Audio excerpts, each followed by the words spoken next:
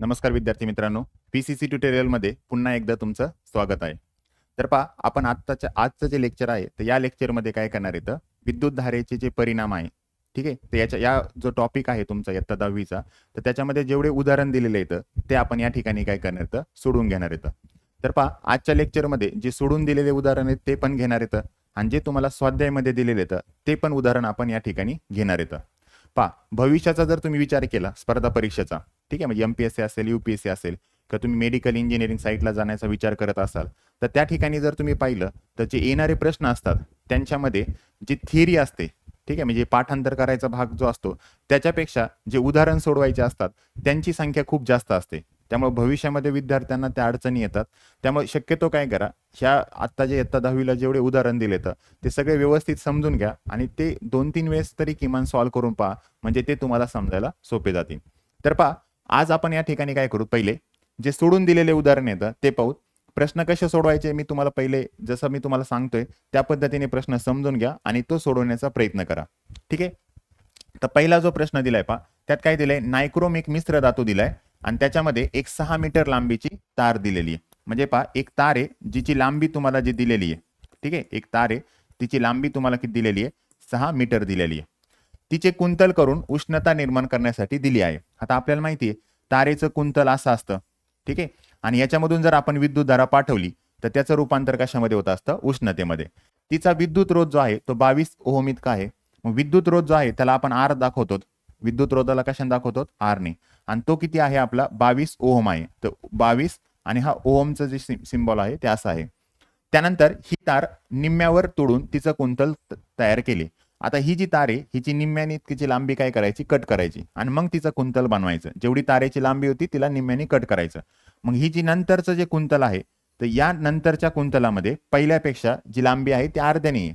मग पहिल्यांदी जर 6 मीटर होती तर आता तारेची लांबी किती असेल, 3 मीटर असेल. आता ही तार निम्म्यावर कट तोडलेली समजा आणि मिळणारी उष्णता अधिक असेल का, मग ही जर तार निम्म्यावरती तोडली तर या ठिकाणी मिळणारी उष्णता आणि या ठिकाणी मिळणारी उष्णता यामध्ये कोणती उष्णता जास्त असेल असं प्रश्नामध्ये विचारले. आता पहा, आणि शक्ती मिळवण्यासाठी तारेच्या कुंतलाची टोके 220 व्होल्ट विभवांतर असणाऱ्या स्रोताला जोडली. मग या ठिकाणी तुम्हाला विभवांतर पण जे दिलंय तर ते किती दिलेलं आहे, 220 व्होल्ट दिलेलं आहे. मग आता पहा, ही तार आणि ह्या तारेमध्ये काय फरक राहील पहा. या तारेची लांबी जास्त आहे, या तारेची लांबी कमी आहे.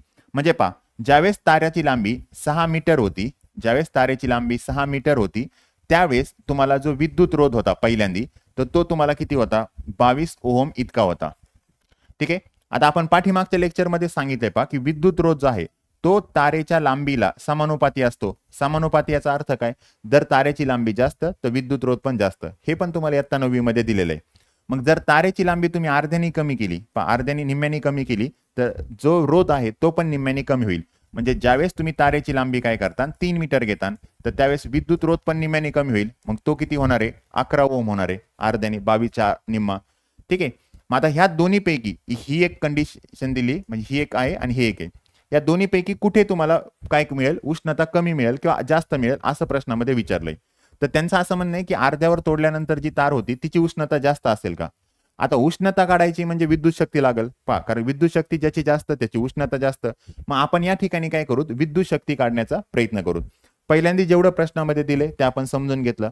आता आपल्याकडे जे समीकरण असतं पहा, आपण समीकरणामध्ये काय पाहिले पाठीमागच्या लेक्चरमध्ये, की विद्युत शक्ती बरोबर विद्युत धारा त्यानंतर विभवांतर बरोबर अजून काय असतं, व्ही चा वर्ग भागिले आर, हे पण आहे, आणि हे बरोबर काय, आय वर्ग गुणिले आर, असं पाहिलेलं आहे.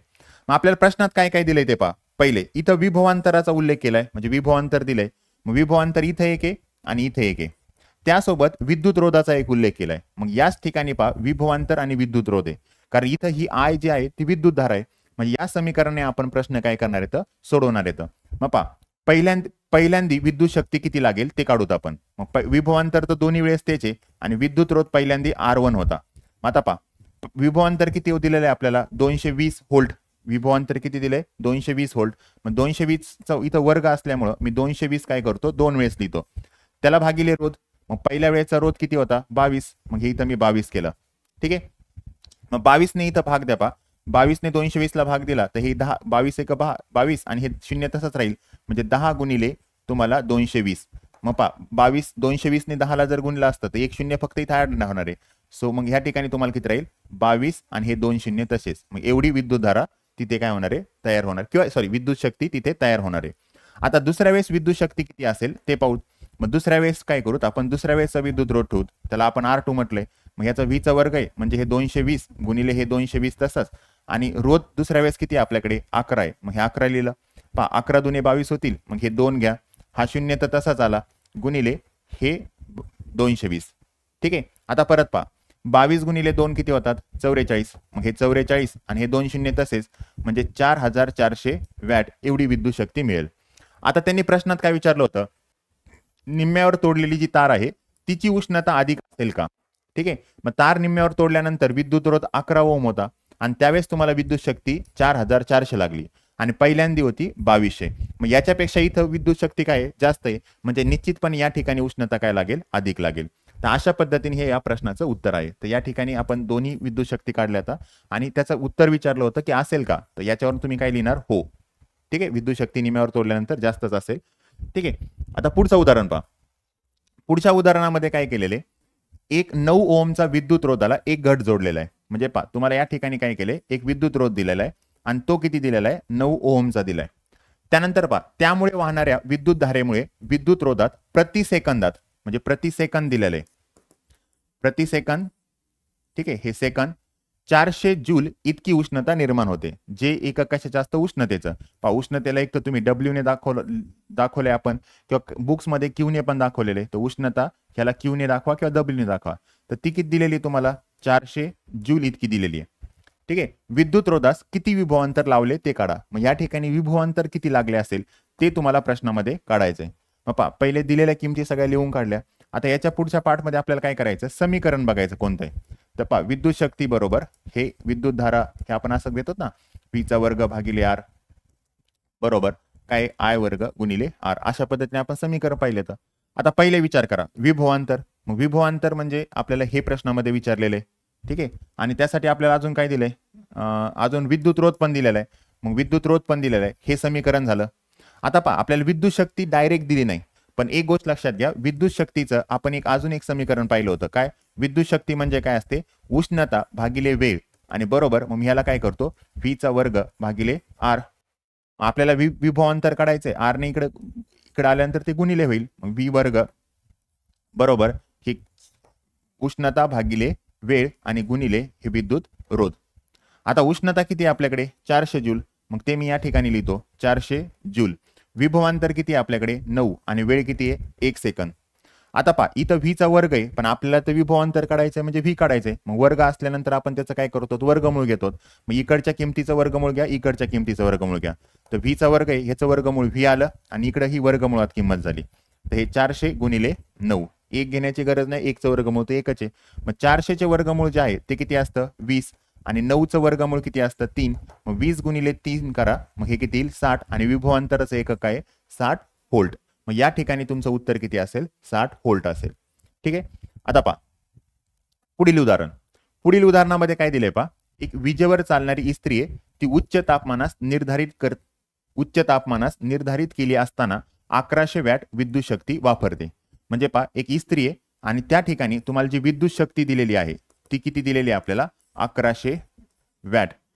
तर कमी तापमानास निर्धारित केली असताना 300 वॅट एवढी वापरते. मग कमी तापमानास निर्धारित केली तर 330 वॅट एवढी वापरते. ही कधी जास्त तापमानास इस्त्री जे असतं त्याच्यावरती एक स्विच असतं ते जर आपण पुढे फिरवलं तर इस्त्री गरम जास्त होते आणि जर पाठीमागं फिरवलं तर इस्त्री कमी गरम होते. मग उच्च तापमानात ज्यावेळेस वापरली त्यावेळेस विद्युत शक्ती 1100 वॅट एवढी होते आणि जर समजा तुम्ही कमी तापमानास वापरली तर 330 वॅट एवढी विद्युत शक्ती निर्माण होते. विद्युत शक्ती वापरते. या दोन्ही निर्धारणासाठी वाहणारी विद्युत धारा आणि त्यावेळेचा विद्युत रोध काढा. मग यावेळेस आणि यावेळेस किती विद्युत धारा गेली असेल. मग पहिल्या वेळेस किती विद्युत धारा गेली असेल ते दुसऱ्या वेळेस किती विद्युत धारा गेली असेल ते त्यासोबत विद्युत रोध पण काढायचा आहे. मग विद्युत रोधला आपण कशाने दाखवतो R ने. सो हे पण काढायचंय आणि हे पण तुम्हाला प्रश्नात विचारले.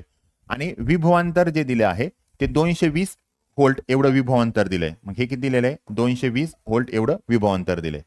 आता आपल्याला समजा विद्युत धारा काढायची आणि विद्युत शक्ती दिलेली आहे आणि विभवांतर पण आहे. मग आपण जे फॉर्म्युले पाहिलेत किंवा समीकरण पाहिलेले तर त्याच्यामध्ये पहा असं इक्वेशन आहे, विद्युत शक्ती बरोबर विद्युत धारा गुणिले विभवांतर आहे. ठीक आहे. आता मला एक सांगा, या प्रश्नामध्ये पहा विद्युत शक्ती दिलेली आहे, विभवांतर दिले आणि विद्युत धारा काढायचे. विद्युत धारा काढायचा असेल तर विभवांतर इकडे गुणिले तिकडे आल्यानंतर भागिले होईल. म्हणजेच तुम्हाला पहिल्या वेळेची जर विद्युत धारा करायची असेल तर जी विद्युत शक्ती आहे पहिल्या वेळेची तिला विभवांतराने काय करा, भाग द्या. आता विद्युत शक्तीची किंमत किती इथं 1100 आणि विभवांतर किती आहे 220. ठीक आहे. मग आता या ठिकाणी काय करा, शून्य सोबत शून्य कट होऊन जाईल.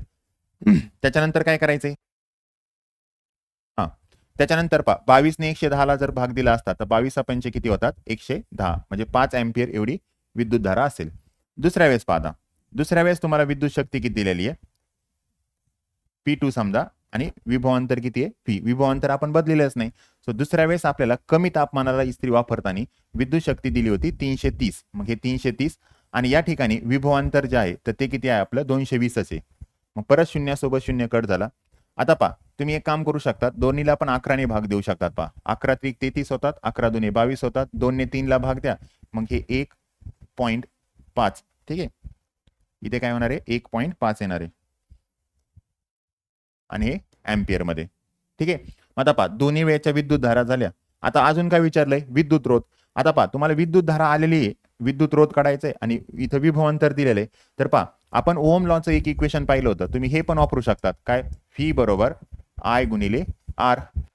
यावरून आपल्याला काय काढायचंय विद्युत रोध काढायचा आहे. तर या ठिकाणी विद्युत धारेने विभवांतरला काय होईल भाग जाईल. मग पहा पहिल्या वेळेचा जर विद्युत रोध काढायचा असेल तर जेवढं विभवांतर आहे त्याला काय करा विद्युत धारेने भाग द्या. विभवांतर किती आपलं 220 आहे आणि पहिल्या वेळेस विद्युत धारा किती होती 5 होती. मग पहा 5 ने जर समजा 22 ला भाग द्यायचा आहे, मग तुम्ही जसं भागाकार करता त्या पद्धतीने जरी भाग दिला तरी चालन. पहा इथे 220 होतं आणि इथं 5 ने भाग द्यायचा आहे. पहा 5 ने 22 ला जर विचार करत असाल तर 4चा भाग जाईल. मग 5 चोक किती होतात 20. ठीक आहे. 5 चोक किती 20. इथे बाकी किती राहणार आहे 2 आणि इकडनं वरतून शून्य घेतला, मग परत 5 चोक किती होणार आहे 20 आणि बाकी तर तुम्हाला शून्यच राहणार आहे नंतर. मग हे 4चाच भाग गेलाय. म्हणजे या ठिकाणी तुम्हाला 44 ओहम इतका विद्युत रोध असेल. ठीक आहे. आता दुसऱ्या वेळेचा जर विचार करत असाल तर दुसऱ्या वेळेचं विभवांतर आणि दुसऱ्या वेळेची काय करा विद्युत धारा घ्या. मग दुसऱ्या वेळेस विभवांतर परत तेच आहे किती 220 आणि विद्युत धारा किती आलेली आहे आपल्याला 1.5 आलेली आहे. ठीक आहे. आता काय करा पहा याचा एक पॉईंट पुढे घ्या, तर याचा इथं कुठंच पॉईंट नाही म्हणजे इथं असतो. मग याचा 1 0 पुढे जाईल म्हणजे तुम्हाला ह्याला कसं लिहिता येईल 2 आणि हे 1 0 पुढे घ्या आणि या ठिकाणी इथे 15 लिहा. ठीक आहे. या ठिकाणी किती येईल आपलं 15. ठीक आहे. तर पहा आपण फक्त काय केलंय पहा याचा 1 0 पुढे घेतला कारण का याचा 1 पॉईंट पुढे घेतोय मग इथे 15 आलं. आता आपण ह्याला भाग देणार आहेत पहा. मग 15 ने जर तुम्ही 220 ला भाग देतायत पहा, सॉरी 2200 ना, याला जर तुम्ही 15 ने भाग दिला तर पहा 15 चोक सॉरी 15 1 15 होईल ना, इथे पण 22 आहे ना. तर पहा इथे 15 ने जर 22 ला भाग दिला तर 15 1 किती येणार आहे 15. ठीक आहे. 1 चा भाग गेला. त्याच्यानंतर पहा इथं 22 आणि 15, 22 मधून 15 वजा करा 7 येईल, इथला 0 घ्या म्हणजे 70 होईल. परत 15 चोक किती होत आहेत 60 होत आहेत. मग 15 चोक 60, बाकी किती राहिले 10, इथून 0 घ्या म्हणजे 100 येईल. मग 15 सखी किती होईल 90. ठीक आहे. 15 सखी 90, बाकी 10 राहत आहेत. आता पुढे नंबर राहतच नाहीत, इथून पुढे उत्तर कसं येईल पूर्णांक म्हणजे पॉईंट मध्ये येईल. ठीक आहे. मग आता तुम्ही इथपर्यंत जरी उत्तर लिहिलं तरी चालेल. मग हे 146 ओहम इतकं आहे. ठीक आहे. मग पहा इथे करंट जो आहे 1.5 नाही, पहिल्यांदा करंट किती येणार आहे 5 एम्पियर. दुसऱ्या वेळेसची जी विद्युत धारा आहे 1.5 आणि जो विद्युत रोध आहे ते 44 एक आहे आणि 146 एक आहे. तर अशा पद्धतीने तुमचं उत्तर येऊन जाईल. पुढील उदाहरण पहा.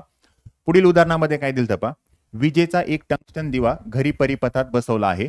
ठीक आहे. एक विजेचा दिवा लावला, घरगुती विद्युत पुरवठा 220 व्होल्ट इतक्या विभवांतर चालतो. मग आपण घरामध्ये जे विभवांतर आहे ते किती दिलेले आहे त्यांनी 220 व्होल्ट. चालू केल्यावर जर 0.45 एम्पियर इतकी विद्युत धारा त्या दिव्यातून वाहत असेल तर, म्हणजे विद्युत धारा दिलेली आहे पहा, तर ती दिलेली आहे 0.45. ठीक आहे. दिवा त्यापुढे काय दिलेलं आहे विद्युत धारा वाहत असेल तर दिवा किती विद्युत शक्तीचा असला पाहिजे, म्हणजे वॅट दिलेलं आहे. म्हणजे विद्युत शक्ती तुम्हाला विचारलेली आहे म्हणजे P विचारलेली आहे. आणि त्यासोबत अजून काय विचारले, हा दिवा 10 तास चालू ठेवला तर किती युनिट ऊर्जा खर्च होईल. म्हणजे तुम्हाला युनिट ऊर्जा विचारलेली आहे, किती खर्च होईल तर ही युनिट ऊर्जा काय असते ते पण आपण पाहू. आणि तुम्हाला जी वेळ दिलेला आहे म्हणजे जो टाइम दिलेला आहे तो किती दिलेला आहे 10 तासाचा दिलेला आहे. तर त्याला आपण आवर वगैरे लिहूत, नाही तर मग आपण मराठीमध्ये जसं दिलंय तसं 10 तास गृहीत धरूत. ठीक आहे. आता एक एक गोष्ट पाहूत बा. पहिले विद्युत शक्तीचा विचार करा. विद्युत विभवांतर पण दिलंय आणि विद्युत धारा पण दिलेली आहे. मग आपल्या विद्युत शक्तीचं समीकरण काय असतं? पी बरोबर काय असतं? आय गुणिले व्ही. हे तर आपल्याला ऑलरेडी माहिती आहे. मग याच्यावर आपल्याला काढायचं आहे काय? विद्युत शक्तीच काढायची. मग विद्युत धारा किती दिलेली आहे? 0.45 गुणिले हे 220. ठीक आहे. सो या पद्धतीने घ्या. आता मी काय करतो पा, ह्या ठिकाणी ह्याला भागिले समजा 1 लिहितो सध्या. तर मी याचा काय करतो, याचा 1 0 पुढे नेतो आणि ह्याचा 1 पॉईंट पुढे नेतो. मग या ठिकाणी विद्युत शक्ती बरोबर तुम्हाला काय राहिलं? 4.5. ठीक आहे. 1 पॉईंट पुढे गेला आणि त्याच्यामुळे मी इथं काय केले 10 घेतले गुणिले हे 22 आणि हा 0 तसाच. ह्या 0 सोबत हा 0 कट होऊन जाईल. आता 22 आणि 4.5चा गुणाकार करायचा आहे. मग पहा तुम्ही 22 गुणिले जर 4.5 केलं, ठीक आहे 4.5, तर तुम्ही काय करता? 22 पंचे 110 होतात. 11 हातचे येतील. 22 चौक 88 आणि 11 किती झाले? 99. एक डिजिट नंतर पॉईंट आहे, मग तो पॉईंट आला. म्हणजे याचं उत्तर तुम्हाला नंतर किती होऊन जाईल? 99. आणि विद्युत शक्ती आहे म्हणून वॅट. मग हे झालं विद्युत शक्ती. आता मेन प्रश्न कोणता राहिला आपला, की ती युनिट ऊर्जा किती खर्च करेल. आता हे युनिट म्हणजे नेमकं काय असतं पा, तर एक गोष्ट लक्षात घ्या. आपण उष्णता लिहिताना आपण जी उष्णता घेतलंय तर उष्णता बरोबर आपण काय लिहिलेलं असतं? विद्युत शक्ती. उष्णताचं आपलं काय समीकरण आलेलं आहे? विद्युत शक्ती. ठीक आहे. जी विद्युत शक्ती आहे गुणिले काय असतं? वेळ. ठीक आहे. आता हे उष्णताच आहे पा. जर समजा तुम्ही विद्युत शक्ती कशामध्ये मोजतात? वॅटमध्ये. आणि टाइम कशामध्ये मोजतात? सेकंदमध्ये. जर हे वॅट सेकंदमध्ये मोजला असेल तर यावेळेस जी उष्णता असते तर उष्णतेचं एकक काय असतं? जूल. तर यावेळेस येणारे जी एकक असेल तर ते कशामध्ये असेल? जूलमध्ये असेल. कोणाचं? उष्णतेचं. मग एक युनिट ऊर्जा कधी समजायची पा, जर विद्युत शक्ती ही वॅटच्या ऐवजी किलोवॅटमध्ये असेल. पा विद्युत शक्ती जी आहे ती कशामध्ये दिलेली असेल? किलोवॅट. किलोवॅट म्हणजे नेमकं काय? 1000 वॅट. पा जसं 1 ग्रॅम असतं आणि 1 किलोमध्ये काय असतात? 1000 ग्रॅम असतात. तसं एखाद्या ठिकाणी जर 1 किलो वॅट आणि जे टाइम आहे तो कशामध्ये पाहिजे? तुम्हाला सेकंदच्या ऐवजी आवरमध्ये पाहिजे. ठीक आहे. तर आवरमध्ये तुम्ही कसं लिहिता? तर सेकंदमध्ये आपल्याला माहिती आहे की एका तासामध्ये तुम्हाला किती सेकंद असतात, त्या पद्धतीने तुम्हाला इथं सॉल्व्ह करावं लागेल. ठीक आहे. जो वेळ आहे तो सेकंदामध्ये न घेता कशामध्ये घ्यायचा आहे? तुम्हाला तासामध्ये घ्यायचा आहे. म्हणजे 60 सेकंद झाले आणि तुम्हाला जर समजा त्याला तासामध्ये गृहीत धरायचं असेल तर तुम्हाला एक गोष्ट लक्षात घ्या. एका तासामध्ये म्हणजे 1 आवरमध्ये तुम्हाला टोटल 60 मिनिट असतात आणि 60 मिनिटामध्ये परत 60 सेकंद असतात. मग हे सेकंद असतात अशा पद्धतीने. मग जर तुम्हाला आवरमध्ये कन्वर्ट करायचं असेल तर या ठिकाणी 3600 ने त्याला भाग द्यावा लागेल. पण तुम्हाला त्याची गृहीत धरायची गरज नाही, कारण ऑलरेडी तुम्हाला तासामध्ये वेळ दिलेला आहे. म्हणजे जर एका तासामध्ये 1 किलोवॅट एवढी विद्युत धारा जात असेल तर त्यावेळेस जी वापरलेली ऊर्जा आहे त्याला 1 युनिट म्हणतात. मग आपल्या घरामध्ये जे लाईटचं जे बिल येत असतं इलेक्ट्रिशियनचं, ठीक आहे, तर त्यामध्ये काय दिले असतात? युनिट दिले असतात. तुम्ही किती वापरले.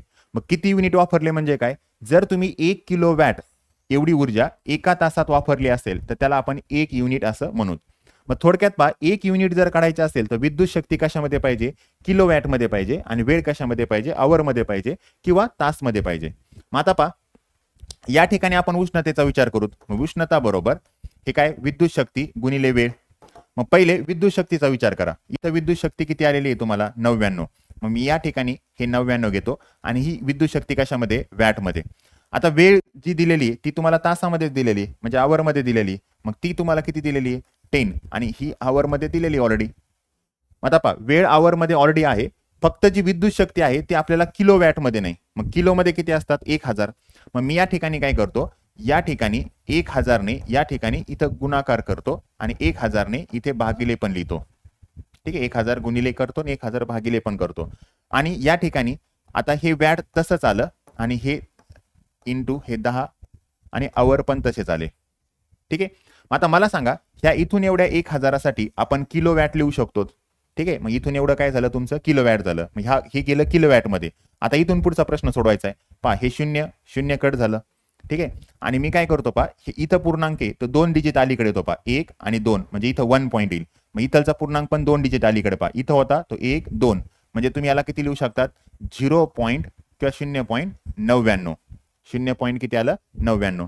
आणि याचं एकक ह्याच्यासाठी आपण किलो लिहिलंय. सो हे किलो आणि हे वॅट तसंच, आणि टाइम जी दिलेला आहे वेळ ती आवरमध्ये तशीच, म्हणजे 0.99 किलो वॅट आवर. तर हे तुम्हाला काय असेल, एवढं युनिट ऊर्जा तिथे वापरली असेल. आणि जी विद्युत शक्ती आहे ती किती वापरलेली आहे, 99 वॅट आली. ठीक आहे. आता पुढील उदाहरण पहा. पुढील उदाहरणामध्ये काय दिले पहा, विद्युत परिपथातील एका विद्युत रोधामध्ये उष्णता 100 वॅट इतक्या दराने निर्माण होत आहे. म्हणजे तुम्हाला काय केलेली आहे, वॅट कोणाचं एकक आहे, विद्युत शक्तीचं, तर ते किती दिलेलं आहे, 100 वॅट दिलेले. विद्युत धारा 3 अँपियर वाहत आहे. विद्युत धारा किती जाते, ती किती जाते, तर 3 अँपियर जात आहे. सो हे 3 आणि अँपियर जात आहे. विद्युत रोध किती ओमचा असेल असं प्रश्नामध्ये विचारलेलं आहे, म्हणजे आर किती ओमचा असेल असं विचारलंय. मग परत आपला प्रश्न जो आहे तोच काय, विद्युत शक्ती. आता पहा, तुम्हाला विद्युत धारा आणि विद्युत रोध याचा उल्लेख केलाय, मग त्याच्या रिलेटेड आपलं इक्वेशन कोणतं आहे पहा, तर विद्युत धारेचा वर्ग गुणिले आर, हे त्याचं इक्वेशन आहे. मग तुम्हाला इथं आर विचारलंय थोडक्यात, मग आर बरोबर ह्याने याला भाग द्यावा लागेल. मग विद्युत शक्ती भागिले ही विद्युत धारा आहे त्याचा वर्ग काढा. विद्युत शक्ती किती ते लिहा. विद्युत शक्ती किती दिलेली आहे आपल्याला, 100, आणि या ठिकाणी करंट विद्युत धारा जी आहे त्याचा वर्ग आहे. मग इथं 3 गुणिले 3 करा 2 वेळेस. मग इथं तुम्ही काय करा, 100 भागिले हे 9, 3 त्रिक 9 होतात. मग 9 ने जर ह्याला भाग दिलं तर 11 9 99 होतात ना, म्हणजे 11चा भाग जाईन पाहिजे.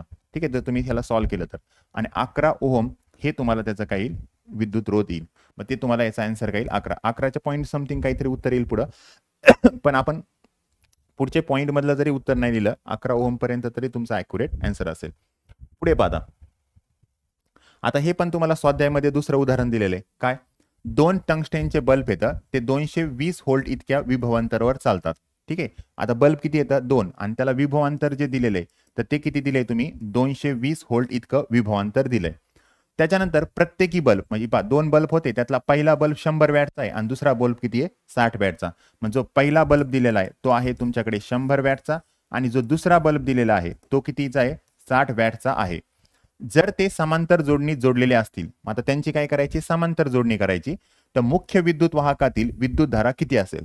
आता पहा, इयत्ता 9वी मध्ये हे दिले की अशा पद्धतीने जर एक रोध अशा पद्धतीने पुढे जोडला असेल पहा, मग यामधून येणारी विद्युत धारा, तीच विद्युत धारा जर पुढच्या ह्याच्यातून जात असेल तर त्याला समांतर जोडणी म्हणतात, सॉरी एकसर जोडणी म्हणतात रोधाची. आणि समांतर जोडणी कशी असते, जर या ठिकाणी विद्युत रोध मी अशा पद्धतीने जोडले असतील पहा, म्हणजे समजा एखादा रोध म्हणण्यापेक्षा इथं मी एक बल्ब जोडलेला आहे आणि इथे एक समजा काय केलंय, दुसरा एक बल्ब जोडलेला आहे. ठीक आहे, इथे एक बल्ब जोडलेला आहे असं, आणि ह्याला आपण समांतर जोडणी म्हणतो. आणि या ठिकाणी आपण विभवांतर किती दिलेलं आहे, 220 व्होल्ट एवढं विभवांतर दिलेलं आहे. आता पहा, समांतर जोडणीचं वैशिष्ट्य काय आहे, समांतर जोडणीमध्ये जेवढं तुम्ही विभवांतर देता तेच विभवांतर दोन्ही बल्बला जातं. म्हणजे पहा, या बल्बचं पण विभवांतर किती झालं, 220 व्होल्ट एवढंच झालं, आणि या बल्बचं पण विभवांतर किती येणार, 220 व्होल्ट एवढंच येणार. ठीक आहे. अजून तुम्हाला काय दिले, पहिल्या बल्बचा म्हणजे विद्युत शक्ती आणि दुसऱ्या बल्बची पण दिली. समजा हा पहिला बल्ब आहे, तर या पहिल्या बल्बची विद्युत शक्ती तुम्हाला किती दिलेली आहे, 100 वॅट इतकी दिलेली आहे, आणि जो दुसरा बल्ब आहे त्याची विद्युत शक्ती दिलेली आहे ती 60 वॅट इतकी दिलेली आहे. आता समांतर जोडणीमध्ये काय काय विचारले तुम्हाला, इकडनं येणारी जी विद्युत धारा आहे ती समजा आपण आय गृहीत धरू. आता ही विद्युत धारा 2 भागामध्ये विभागली, एक इकडला एक भाग झाला आणि इकडला एक भाग झाला. ठीक आहे. मग आता इकडनं किती गेली आपल्याला माहित नाही, समजा इकडनं विद्युत धारा I1 गेली आणि इकडनं विद्युत धारा किती गेली, I2 गेली. आता पहा, ज्यावेळेस हे दुभागलं जातं पहा, काही विद्युत धारा इकडनं गेली, काही इकडनं गेली, म्हणजे इकडनं आलेली विद्युत धारा ह्या दोन्ही विद्युत धाराच्या काय असेल, बेरजे इतकी असेल. तर हे पण तुम्हाला इयत्ता 9वी मध्ये दिलंय. तर इकडनं आलेली विद्युत धारा ती इकडनं गेलेली विद्युत धारा अधिक इकडनं गेलेली विद्युत धारा यांच्या बेरजे इतकी येईल. आता आपल्याला इथं विद्युत धारा किती तेच माहित नाही, पण विद्युत शक्ती आणि विभवांतर माहिती आहे. मग परत आपल्याला माहिती आहे काय, P बरोबर म्हणजे विद्युत शक्ती बरोबर विद्युत धारा गुणिले विभवांतर होतं. मग जर विद्युत धारा काढायची असेल तर विभवांतराने ह्याला भाग द्या. मग मला पहिल्या या ठिकाणची जर समजा काय करायची असेल, विद्युत धारा काढायची असेल तर इथलच्या विद्युत शक्तीला विभवांतराने भाग द्यावा लागेल. मग मी या ठिकाणी काय करतो पहा, याने याला भाग द्या. सो या ठिकाणी काय होईल पहा, पहिल्यांदीची इथली जी विद्युत शक्ती होती तिला विभवांतराने भाग द्या, दुसऱ्या वेळेची विद्युत धारा घेताना दुसऱ्या वेळेची हे भागिले विभवांतर घ्या. आता ह्याच्यामध्ये आपण किमती ठेवून देऊ. काय पहा, पहिल्यांदी जो बल्ब होता त्यावेळेस त्याची विद्युत शक्ती होती 100, विभवांतर किती आपलं 220, मग हे विभवांतर झालं 220, आणि दुसऱ्या वेळेस जे होतं ती विद्युत शक्ती होती 60 आणि विभवांतर होतं 220. ठीक आहे. पहा तुम्ही दोन्ही उत्तरं वेगवेगळे सोडून नंतर बेरीज करू शकतात किंवा एकदा जरी सोडवले तरी काही प्रॉब्लेम नाही. आणि जर तुम्हाला फक्त इकडल्या पार्टमधून किती गेली असते, इकडनं किती गेली असते असं जर विचारलंय तर तुम्ही दोन्ही वेगवेगळं या पद्धतीने एवढं सोडवा आणि या पद्धतीने इकडे एवढं सोडा. ठीक आहे. आता इथं पहा, इथे 220 जे आहे, ठीक आहे, हा बेस सेम आहे. मग बेस सेम असल्यामुळं मी 220 हे जसे तर तसेच लिहिले आणि फक्त आपल्याला वरती जो नंबर आहे त्यांची बेरीज होईल. पहा म्हणजे 100 अधिक किती झाले, 60 झाले. ठीक आहे. मग हे किती होईल, 160 भागिले 220. मग हा 0 0 कट होईल. आता परत दोन्हीला पण 2 2 ने भाग जातोय. ह्याला जर 2 ने भाग दिला तर 8 येईल आणि ह्याला 2 ने भाग दिला तर 11 येईल. मग आता पहा 11 ने 8 ला भाग द्यायचा आहे. ठीक आहे. 11 ने 8 ला भाग जात नाही म्हणजे 0 पॉईंट आणि मग इथं किती आलं असतं, 80. मग 80 जर आले तर मग इथं तुम्ही काय केलं असतं, 11 ने जर याला भाग दिला असता तर पहा 11 सती किती होत आहे, 77. मग हे 11 सती किती झाले, 77. मग 11 सती किती होत आहे, 77. मग या ठिकाणी तुम्हाला कितीने भाग गेलेला आहे, 7चा भाग गेलाय आणि बाकी रिमेनिंग किती राहत आहेत, 3. ठीक आहे. हा 3. त्याच्या पुढे काय करा, 0 घ्या. मग आता परत 11 दुनी किती होत आहेत, 22. म्हणजे बाकी 8 राहील. सो 11 दुनी 22. इथपर्यंत जरी उत्तर लिहिलं तरी चालेल. मग या ठिकाणी तुम्हाला येणारं जे उत्तर असेल ते किती असेल, 0. ठीक आहे, हे 72 एम्पियर. ठीक आहे. सो या ठिकाणी तुम्ही विद्युत धारा जी जाणार आहे ती किती जाईल, 0.72 एवढी एम्पियर जाईल. ठीक आहे. आता पुढील उदाहरण पहा, कोण अधिक विद्युत ऊर्जा खर्च करेल. मग इथं तुम्हाला एक दिले 500 वॅटचा टीव्हीचा एक संच दिलाय आणि तो किती मिनिटं वापरायचा आहे, 30 मिनिटं. आणि दुसरं काय दिलंय, 60 वॅटचा एक शेगडी आहे, ती किती मिनिटं वापरायची, 20 मिनिटं वापरायची. आणि त्याच्यावरून तुम्हाला असं विचारलंय की विद्युत ऊर्जा कोण जास्त खर्च करेल, म्हणजे विद्युत शक्ती थोडक्यात कोणाची जास्त असेल ते तुम्हाला या ठिकाणी काय करायचंय, काढायचंय. आता पहिले पहा तुम्हाला इथं दिलंय काय काय, एक हा ठीक आहे ऊर्जा विचारले ना, तर ऊर्जा म्हणजे काय, उष्णता काढायचंय. तर त्यासाठी पहा विद्युत शक्ती एक दिलेली आहे आणि एक वेळ एक दिलेली आहे. मग आता आपल्याला समजा ऊर्जाचं किंवा उष्णतेचं इक्वेशन जर बघायचं असेल किंवा ऊर्जा बरोबर काय असतं, विद्युत शक्ती गुणिले वेळ. आता पहिल्यांदा तुम्हाला कोणाचा उल्लेख केलेला आहे, विचारलेला आहे टीव्हीचा. तर मग आपण इथं काय करू, पहिले टीव्हीचा विचार करू. टीव्ही किती ऊर्जा वापरते. तर टीव्हीची ऊर्जा काढताना मी काय करतो, टीव्हीने इथं किती विद्युत शक्ती वापरली ते ठेवायचे. टीव्हीने किती विद्युत शक्ती वापरलेली आहे ते, मग इथं विद्युत शक्ती काय टीव्हीची गुणिले वेळ. तर त्याने वापरलेली विद्युत शक्ती आहे 500 वॅट आणि त्यासाठी त्यांनी वेळ वापरलाय 30 मिनिट. तो वेळ मिनिटमध्ये, तर सध्या मी मिनिटमध्येच लिहितो समजा. ठीक आहे. मग इथं पहा 5 तरी किती होत आहेत, 15. आणि इथं हे जे 0 होते पहा, हे 2 आणि हे 1 3 तसंच येईल. ठीक आहे. मग आता या ठिकाणी टीव्हीने जी विद्युत शक्ती वापरलेली आहे किंवा ऊर्जा वापरलेली आहे, तर ती ऊर्जा किती वापरलेली आहे, 15,000. आता याचं एकक कसं येईल पहा, इथं वॅटमध्ये आणि इथं मिनिटमध्ये. मग मी याला सध्या तसंच लिहितो पहा, काय वॅट आणि वेळ कशामध्ये दिलता, मिनिटमध्ये. दुसऱ्या वेळेस कोणाचं विचारलंय, शेगडीचा. मग जर तुम्हाला शेगडीचा विचार करायचा असेल तर या ठिकाणी शेगडीचं पहा, तर शेगडीमध्ये पण काय करायचंय तुम्हाला, इथं विद्युत शक्ती गुणिले वेळच करायचंय. मग इथं शेगडीमध्ये विद्युत शक्ती किती होती, 600 वॅट होती आणि वेळ इथं किती वापरलेली आहे, 20 मिनिटच वापरलेली आहे. मग इथं पहा 6 गुणिले 2 हे 12 होईल. हे 3 शून्य तसेच राहतात. ठीक आहे. तुम्ही सेपरेट गुणाकार करून पाहिलं तरी असंच येईल. आणि या ठिकाणी पण इथं वॅट आणि वेळ कशामध्ये दिलेली होती, मिनिटमध्ये. मग तुम्ही जर पहिल्यांदा बघितलं तर तुमचं उत्तर 15,000 येतंय कशाचं, ऊर्जेचं. आणि दुसऱ्या वेळेस जी ऊर्जा येते ती 12,000 येते. मग जास्त ऊर्जा कुठं झाली, तर पहिल्या वेळेस. मग त्यांनी तुम्हाला तेच प्रश्न विचारला होता की कुठं ऊर्जा जास्त वापरली. तर आपण याच्यावरून उत्तर काय सांगू की टीव्हीचा जो संच आहे तिथं ऊर्जा काय झाली, जास्त वापरली. त्यानंतर पुढील पहा, आता पुढील उदाहरणामध्ये काय केलंय पहा, की 1100 वॅट इतकी विद्युत शक्तीची एक इस्त्री रोज 2 तास वापरली. म्हणजे दररोज तुम्हाला काय करायचंय, 1100 वॅट म्हणजे विद्युत शक्ती दिलेली आहे पहा, किती 1100 वॅट दिलेली आहे.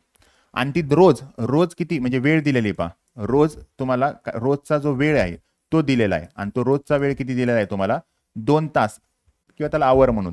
ठीक आहे. 2 तास किंवा 2 आवर.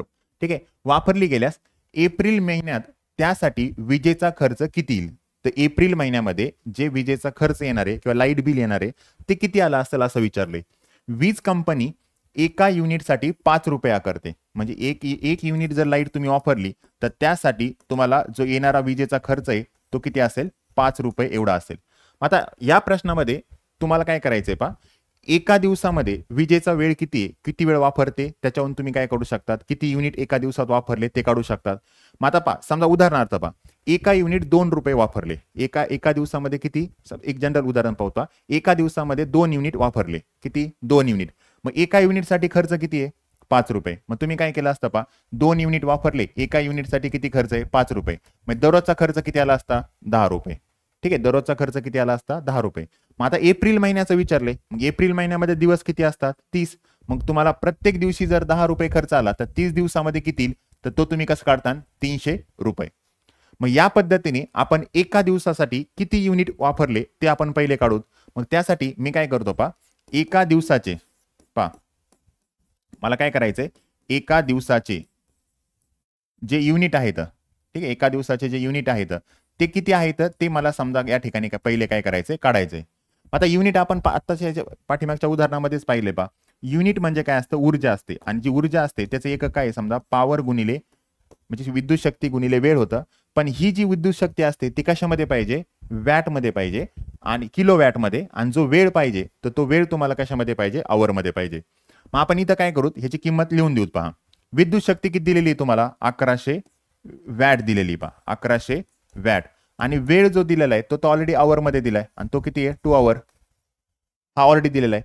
आता मला सांगा ह्याला एक युनिट कधी लिहिता येतं, जर याचं एकक किलो वॅट असतं. मग किलोसाठी आपण काय करू, ह्याला 1000 ने काय करू भाग देऊ समजा, आणि 1000 ने तुम्ही त्याला काय करू शकतात, गुणू शकतात. मग मी या ठिकाणी काय करतो, मग जसं केलं याच्या अगोदरच्या उदाहरणामध्ये सेम त्या पद्धतीने मग मी याला काय करतं 1000 ने गुणाकार करतो आणि 1000 ने काय करतो भाग देतो. ठीक आहे. हा, आणि हे वॅट एक तसंच आलं आणि गुणिले हे 2 आवर पण जसेच्या तसेच आले. ठीक आहे. आता मला एक सांगा, या 1000 साठी आपण काय लिहू शकतो, किलो लिहू शकतो. हे जे 1000 वॅट होतं त्यासाठी आपण काय लिहू शकतो, किलो. कारण मी तुम्हाला पहिलेच सांगितलं होतं 1000 म्हणजे किलो असतात समजा वॅट. ते 1 किलो वॅट म्हणजे किती 1000 वॅट. तर याच्यासाठी मी काय करतो किलो लिहितो. मग आता आपल्या पुढे काय राहील मग या ठिकाणी हे 1100 जे होतं हे तसंच, हे 1000 भागिले हे पण मी तसे घेतले. याच्यासाठी मी काय लिहिलं किलो आणि या ठिकाणी वॅट. ठीक आहे, किलो वॅट. आणि या ठिकाणी जी वेळ होती ती 2 आवर जशीच्या तशीच. ठीक आहे. मग आता इथून एवढं जे तुम्ही सोडवता तर हे किलो वॅट आवर मध्ये आलं. मग हे एवढं येणारं आन्सर म्हणजे काय असेल, एका दिवसाचे युनिट असतील. मग एका दिवसाचे युनिट काढायचे. आता हे 0 सोबत 0 कट करा, ह्या 0 सोबत हा 0 कट करा. ठीक आहे. आता 11 गुणिले 2 तर इथं किती येईल 22 भागिले इथे किती आलं असतं 10. मग 1 0 अलीकडे आला, 1 पॉईंट अलीकडे आला तर 1 पॉईंट अलीकडे येईल, म्हणजे 2.2 युनिट. एवढे युनिट तुम्ही काय करतायत एका दिवसाला वापरतायत. ठीक आहे. मग आता मग जसं काय होतं तसंच एका युनिटचा दर किती आहे त्याने त्याला गुणा. मग एका दिवसाचं बिल किती असेल एका दिवसाचा खर्च, एका दिवसाचा किंवा एका दिवसाचे जे बिल असेल तर ते बिल किती येईल ते जर काढायचं असेल तर एका दिवसाला प्रति युनिट 5 रुपये. मग आपले टोटल युनिट किती असतील तर 2.2 आणि एका युनिटला खर्च किती आहे 5. मग जसं 22 पंचे 110 झाले असते, पण एक डिजिट नंतर पॉईंट आहे म्हणजे इथं 11 येईल. म्हणजे प्रति दिवसाला आपल्याला खर्च किती येतोय 11 रुपये एवढा खर्च येतोय. मग तुम्हाला विचारलं काय होतं एप्रिल महिन्यात किती खर्च आला असेल. मग एप्रिल महिन्याचा जर बिल काढायचं असेल, एप्रिल महिन्याचं जर बिल काढायचं असेल तर एप्रिल महिन्यात किती दिवस असतात ते काढायचे. त्याने याला गुणा एका दिवसाला किती खर्च येतोय 11. एप्रिल महिन्यात दिवस किती येतं 30. मग या ठिकाणी ह्याला भाग द्या. 11 3 किती होतात 33 आणि हा 0 तसाच. मग एवढं तुम्हाला रुपये खर्च येईल. तर अशा पद्धतीने हे स्वाध्यायामधलं तुमचं शेवटचं उदाहरण होतं. ठीक आहे. तर हे उदाहरण जेवढे तुम्हाला सोडून दिलेले आहेत ते पण दिलेत आणि जे स्वाध्यायामध्ये दिलेत ते पण आहेत. आणि परत एकदा सांगतो हे सर्व उदाहरण जे आहेत ते भविष्याच्या ज्या स्पर्धा परीक्षा असतात त्या दृष्टिकोनातून काय येतं इम्पॉर्टंट येतं. त्यामुळे व्यवस्थित उदाहरण काय करा, सॉल्व्ह करा. जास्त वेळ जितक्या जमतील म्हणजे 5 वेळेस 10 वेळेस तुम्हाला जेवढ्या वेळेस जमतील तेवढ्या वेळेस प्रॅक्टिस करा. कारण भविष्यात 11वी 12वी असेल किंवा कोणत्याही स्पर्धा परीक्षा असतील तर त्यासाठी हे उदाहरण खूप महत्त्वाचे आहेत. तर आपण आजच्या लेक्चरमध्ये इथंच थांबतोय. इथून पुढचा जो पोर्शन आहे तो आपण पुढील लेक्चरमध्ये पाहणार आहे. Okay, thank you.